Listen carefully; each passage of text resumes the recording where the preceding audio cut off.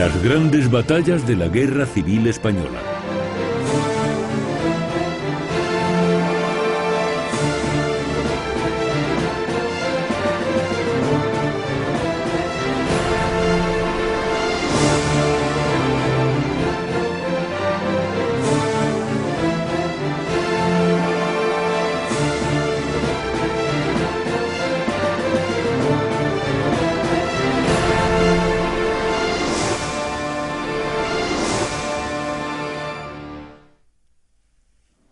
España, junio de 1937. A punto de cumplirse el primer año de guerra civil, los avances nacionales siguen imparables.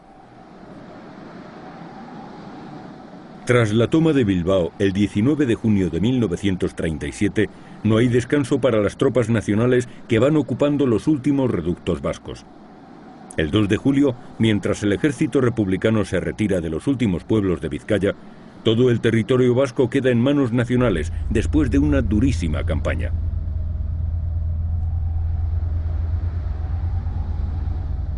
La guerra cambia de escenario.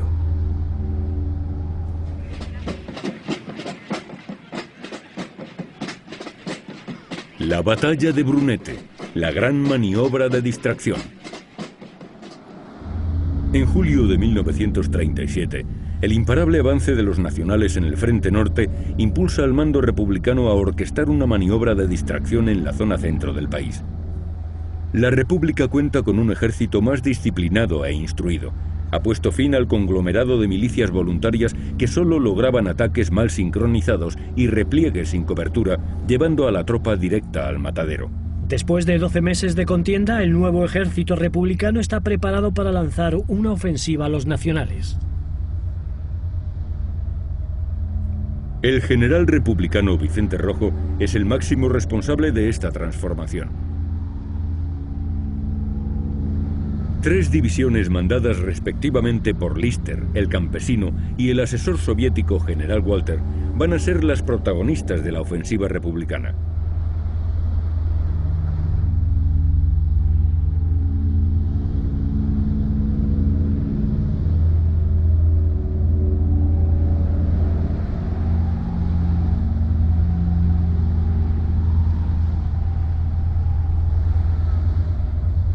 El objetivo es abrir un nuevo frente en el centro de la península que obligue a los nacionales a desviar efectivos hacia esa zona.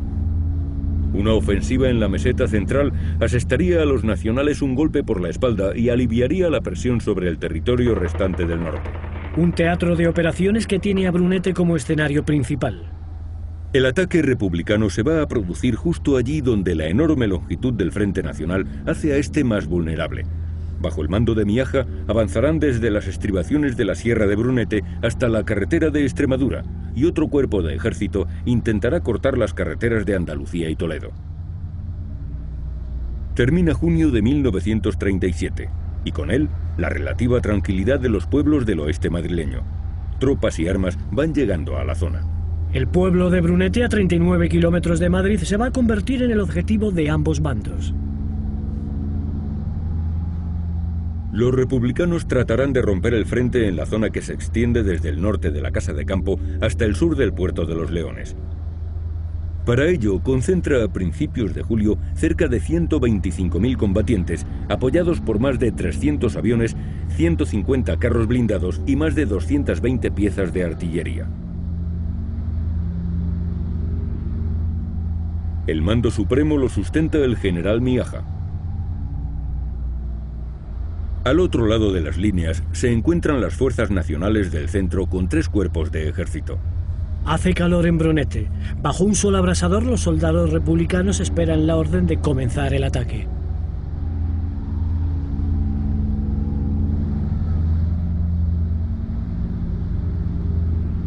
La infiltración republicana se hará entre Navalagamella y Villanueva del Pardillo. Se debe alcanzar la línea del enemigo al amanecer del día del ataque y no habrá preparación de artillería ni aérea. Los generales Rojo y Miaja quieren mantener la operación en el máximo secreto para acoger por sorpresa a las fuerzas del general Varela. La noche del 5 de julio, la infiltración republicana comienza. La 46 División del Campesino avanza con sigilo a través de las líneas enemigas desde Valdemorillo para acercar a las fuerzas nacionales en Quijorna. Los hombres del campesino se infiltran en el más absoluto silencio como sombras guerreras. La moral es excelente.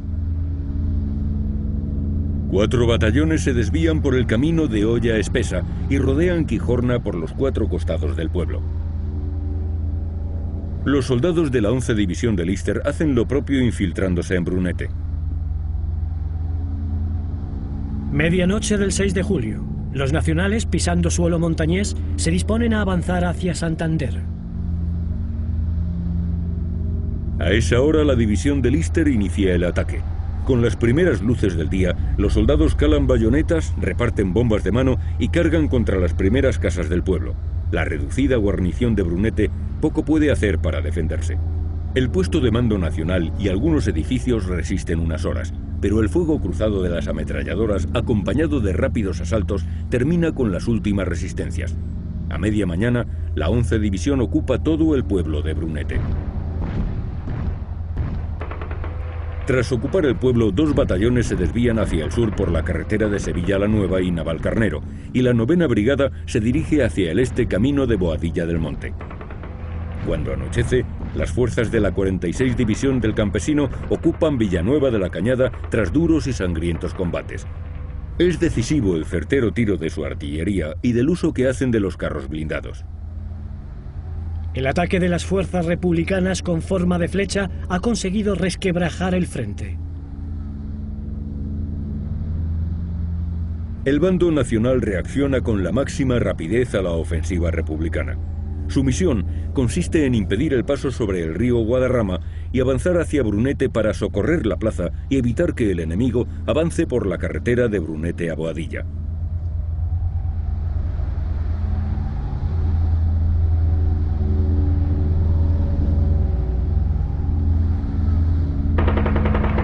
A pesar de su escasez numérica, los nacionales oponen una tenaz resistencia y logran mantener las posiciones aunque embolsadas en Quijorna, Villanueva del Pardillo y el Cerro de los Llanos, lugares que la 46 División del Campesino no consigue ocupar.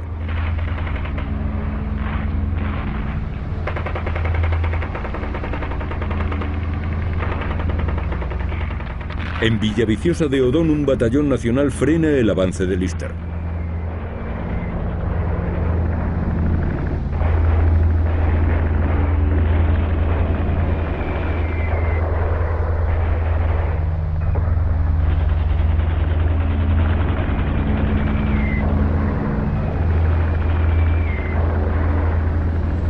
El Campesino y una división de blindados soviéticos toman al final del día el Cerro de los Llanos.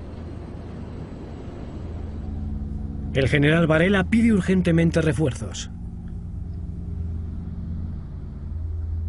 Sin tocar en ningún caso el frente del norte, el general Franco decide desviar unidades próximas, reforzando el frente con las divisiones 150 y 108 de su ejército del centro, hasta llegar a reunir una fuerza superior a los 100.000 soldados.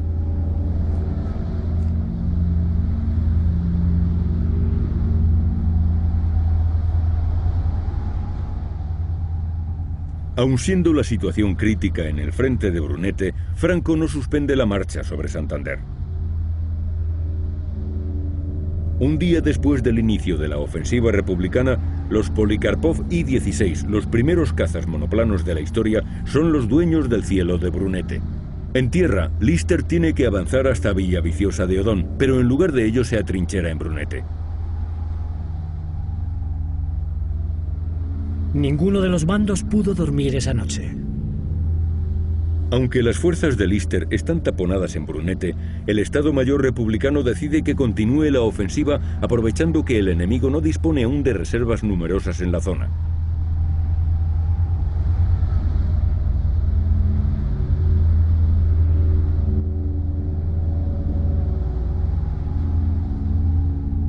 Las fuerzas que sean dueñas de Valdemorillo estarán en disposición de controlar el valle, el río Guadarrama y lo que en él ocurra. Franco suspende el avance sobre Santander. El general Quindelán, jefe de la aviación nacional, manda a la zona un gran número de aviones. La 4ª y 5ª Brigadas Navarras parten hacia Brunete para reforzar las fuerzas nacionales.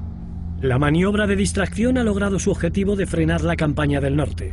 La ofensiva nacional sobre Santander estaba prevista para el 10 de julio, pero deberá esperar. Tropas del norte parten hacia Brunete. Franco y su Estado Mayor se desplazan a la zona.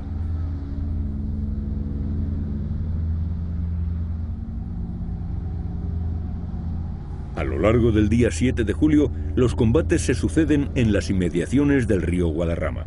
La 11 División logra cruzar el río a la caída de la tarde con Lister a la cabeza. A falta de agua, ambos bandos hacen uso del vino, enloqueciendo aún más a los combatientes. El agua hay que reservarla para refrigerar las ametralladoras o para lavar a los heridos.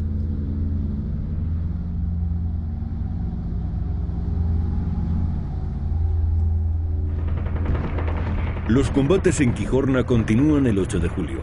El campesino pasa a fuego al pueblo con la intención de aplastar la resistencia, pero los nacionales resisten. La 13 y la 15 Brigadas Internacionales cruzan el Guadarrama y cuando van a ocupar la línea entre los cerros Mosquito y Romanillos deben frenar el avance hasta que no se tome Quijorna.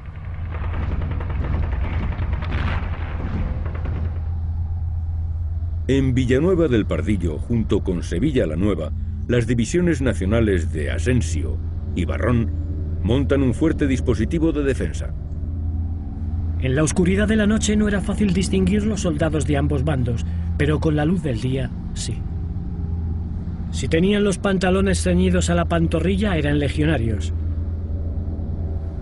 Si llevaban los bajos sueltos hasta las alpargatas, republicanos.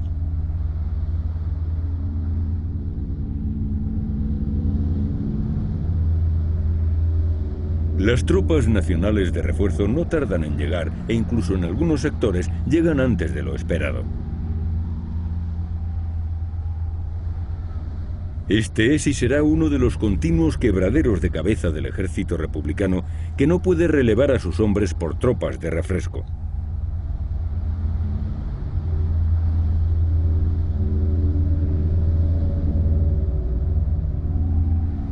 Hasta ese día, la superioridad republicana en el aire es manifiesta, gracias a la cobertura de las 13 escuadrillas formadas por los Polikarpov I-15 y RZ Natasha y otras 3 escuadrillas Tupolev SB-2 Katiuska.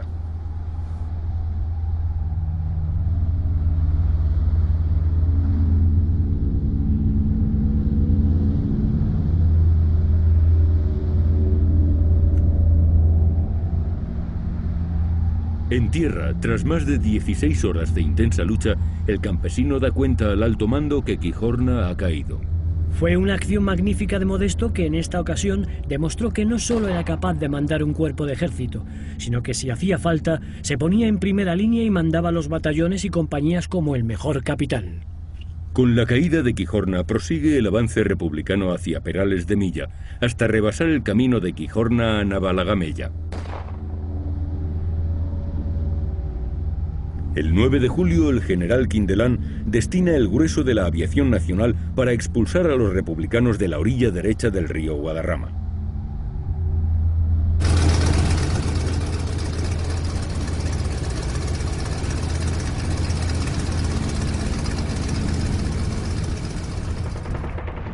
En días sucesivos tienen lugar 5 ataques que dejan las faldas del Risco sembradas de cadáveres. Cerro Mosquito se convirtió en una ratonera mortal. No se sabía de dónde venían las balas.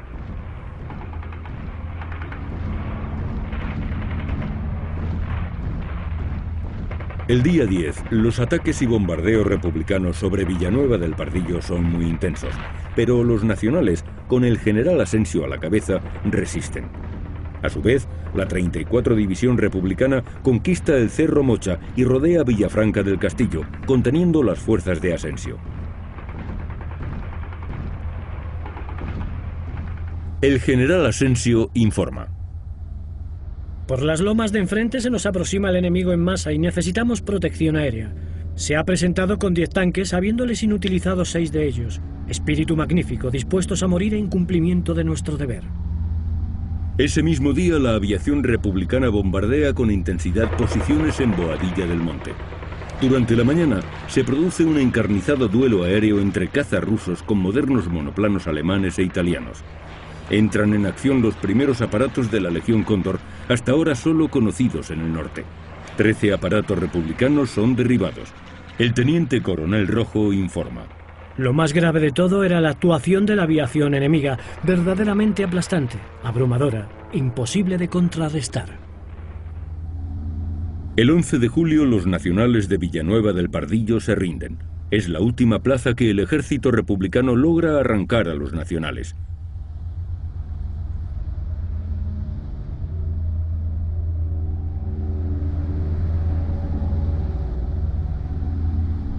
Pero el segundo tabor de Tetuán rompe el cerco a dicho pueblo y consiguen infiltrarse en Villafranca del Castillo.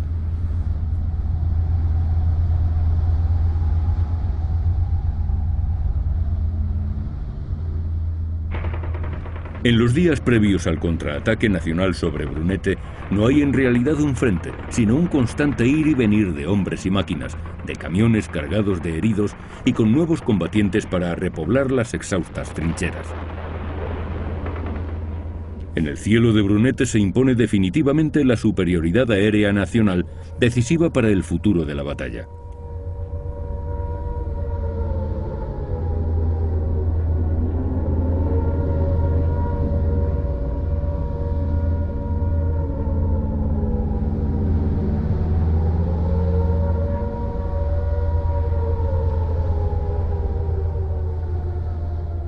García Morato, el as de la aviación nacional, es llamado para incorporarse al aire de Brunete. La mejor unidad de caza, la temida Patrulla Azul, va a cambiar las tornas del combate aéreo a favor del bando nacional. Acudimos con una premura exagerada a los cielos de Brunete para desequilibrar la ventaja inicial de los republicanos, teniendo que volar muchas veces aviones a los que no estábamos acostumbrados.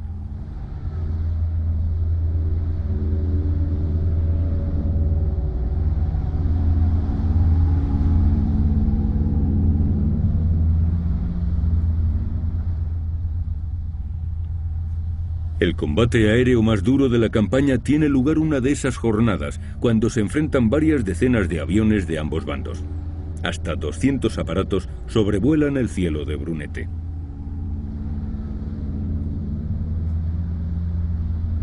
En tierra, los únicos combates que se producen son en la mañana del 15 de julio en las inmediaciones de Villafranca del Castillo. Pero después de 2 semanas de operaciones, las fuerzas de ambos bandos avanzan con lentitud.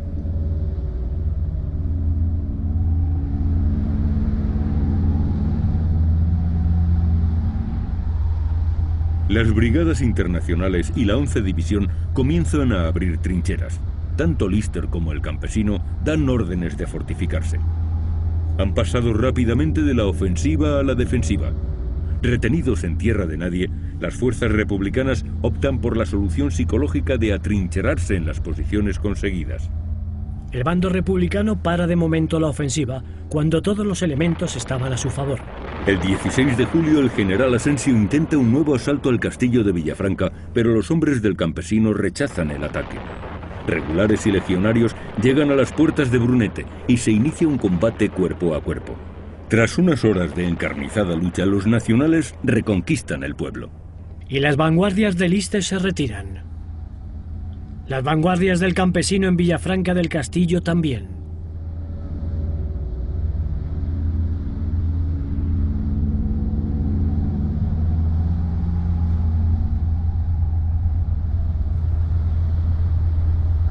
Más al norte, las tropas nacionales ocupan Navalagamella.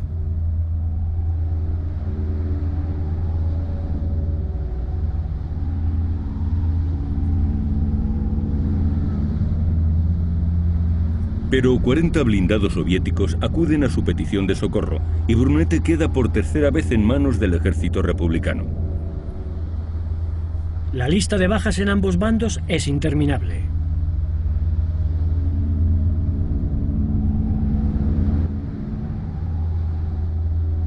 La contraofensiva nacional no va a ser fácil.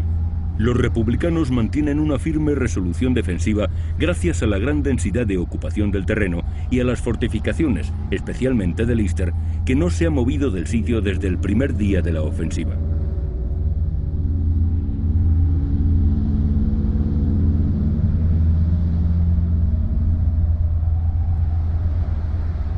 La carnicería es mayor en el bando republicano, que no tiene reservas humanas suficientes para alimentar un frente que reclama cada minuto más soldados. Los mandos intentan contener la desbandada, pero el cansancio, la sed, la desmoralización absoluta y la certeza de que la posición está perdida les hace buscar la retaguardia.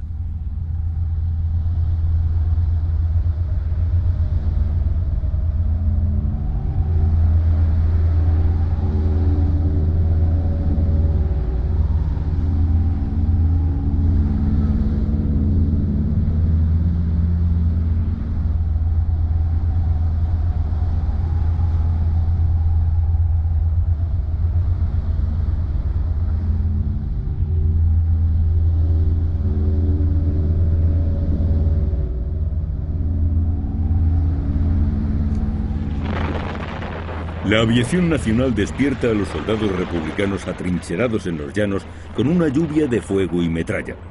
Ha comenzado la contraofensiva nacional. Es el 18 de julio de 1937.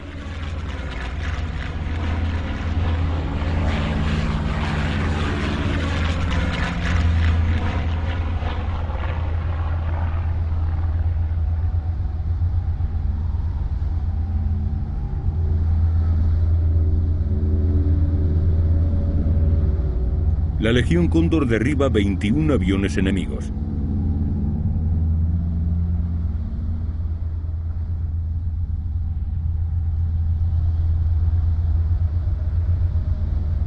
Desde ese día, los aviones republicanos apenas aparecerán ya por la batalla, dejando desamparadas a las tropas que son ametralladas sin descanso.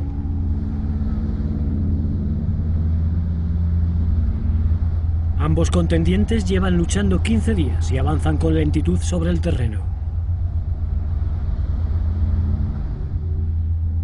Al atardecer del día 19, tras unas horas de calma, los nacionales desencadenan un nuevo ataque sobre la carretera de Brunete a Boadilla del Monte, y tras 2 horas de combate, los republicanos abandonan sus posiciones en desbandada. El 20 de julio, la contraofensiva nacional solo ha logrado avances en la zona oriental. Tras 2 semanas de combates en Brunete y alrededores, la situación se vuelve desesperada para los republicanos. Las divisiones del Lister y del Campesino ya piden el relevo tras 15 días de combate.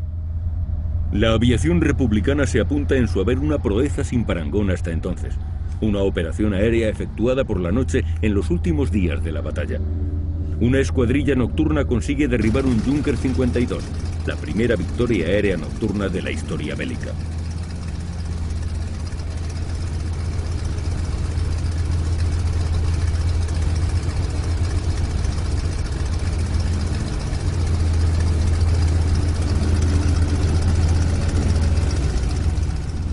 Los dos ejércitos se sostienen en pie, pero sin avanzar un palmo de terreno y sin ceder tampoco una pulgada de tierra. El silencio del alba del día 24 se rompe con un intenso bombardeo artillero nacional sobre el sector de Brunete. Unas horas después comienza el avance de la división Barrón con apoyo de otras unidades y un ataque sincronizado de carros de combate y lanzallamas.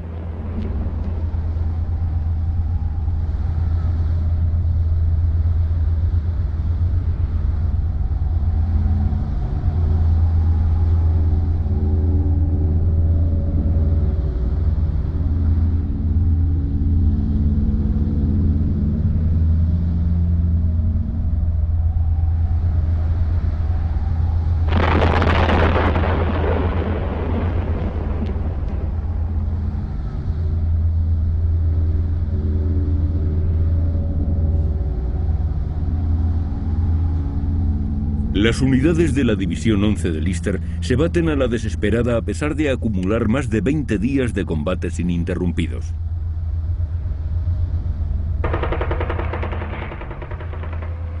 La reportera Gerda Taro, mujer de Frank Cappa, muere en el frente de Brunete arrollada accidentalmente por un tanque republicano.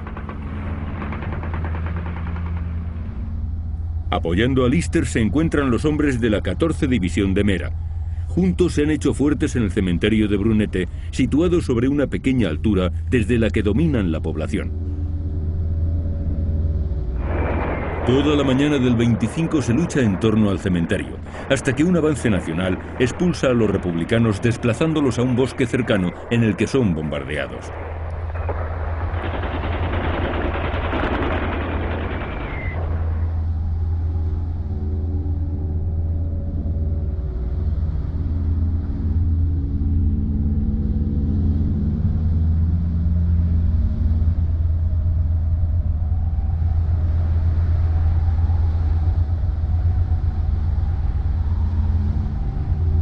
Las tropas de Lister y del campesino, agotadas y sin el relevo solicitado, abandonan. La desbandada es general y la vanguardia republicana se hunde. Brunete volvía a manos nacionales. Aquello era el fin. Los marroquíes atacaron en masa en una acción suicida, sin que tuviéramos tiempo los supervivientes de reponernos. El pueblo perdía su fisonomía por momentos y lo que era ya una ruina quedó convertido en mero escombro. Brunete ha caído. Al mediodía del 25 de julio, los nacionales ocupan las ruinas de Brunete. Las trincheras de su cementerio están llenas de cadáveres. Las bajas son muchas. Se cifran en unos 20.000 los muertos republicanos frente a 17.000 nacionales.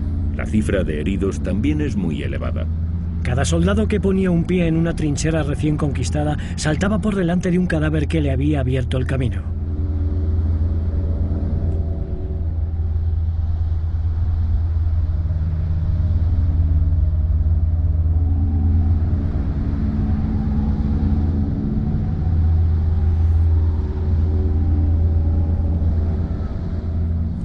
Los hospitales más próximos a Madrid estarán durante días atestados de heridos.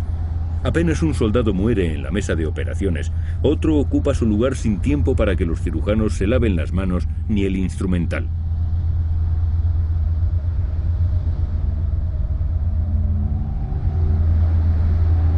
El general Varela y el general Asensio solicitan del alto mando nacional permiso para continuar la ofensiva, aprovechando la ventaja obtenida del enemigo, pero el general Franco considera de mayor importancia retirar las fuerzas del Ejército del Norte que han apoyado la ofensiva de Brunete para continuar la campaña sobre Santander.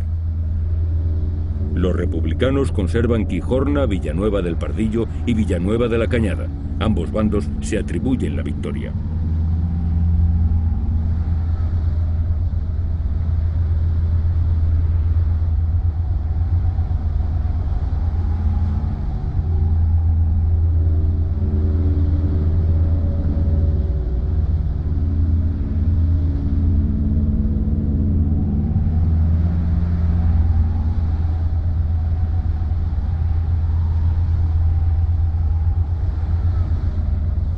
El pueblo de Brunete o lo que queda de él vuelve a territorio nacional después de 20 días de sangrienta batalla.